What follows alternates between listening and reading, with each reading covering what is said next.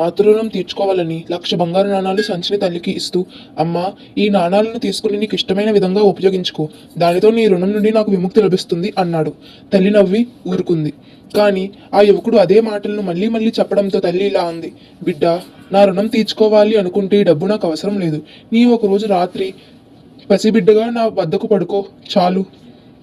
పడుకో చాలు. ఈ బిడ్డడు సరే అని ఆ రోజు తల్లి మంచం మీద ఆమె పక్కన పడుకున్నాడు.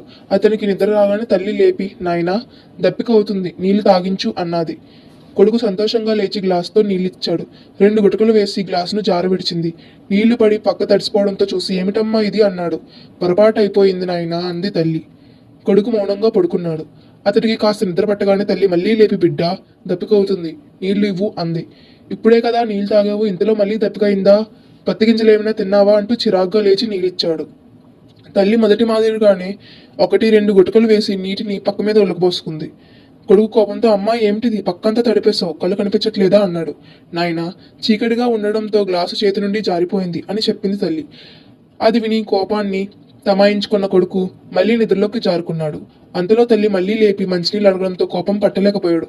అమ్మా, ఏమిటి దప్పిక అని నా దుంప తెంచుతున్నావు? నన్ను అసలు నిద్రపోనిస్తావా లేదా అంటూ నీళ్లు తీసుకొచ్చి, ఇదిగో తాగు చావు అన్నాడు. తల్లి ఎప్పటిలాగే ఒక గుక్క తాగి మిగిలిన నీళ్లను పక్కన తడిపేసింది. ఇది చూసిన కొడుకు ఇక సహించలేక, అమ్మా, బుద్ధుందా లేదా ఏమిటిది? ఇలా నన్ను వేధించడానికైనా నన్ను నీ మంచమే పడుకోమన్నావు? ఈ తడి బట్టల మీద ఎలా పడుకోవాలి? చూడబోతే నీకు మతి పూర్తిగా పోయినట్లుంది, అందుకే ఇలా చంపుకు తింటున్నావు అంటూ ఆగ్రహంతో కేకలేశాడు. అప్పుడు తల్లి, బిడ్డ, చాలించు, అరుపులు ఆపు. నా రుణం తీర్చుకుంటానన్నావు, కల్లి రుణం తీర్చుకోగలుగుతావా?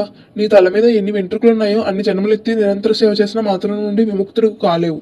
ఎందుకంటవా, నీవు పసిబిడిగా ఉన్నప్పుడు రోజు పక్కల మీద మలమూత్రాదులు చేసేవాడివి. నీ తడిసిపోయిన బట్టలు విప్పేసి నా కొంగుతో నన్ను కప్పేదాన్ని. పక్క బట్టలను నువ్వు తడిపేసిన వైపు నిన్ను పొడిగా ఉన్న వైపు పడుకోబెట్టి నిద్రపుచ్చేదాన్ని.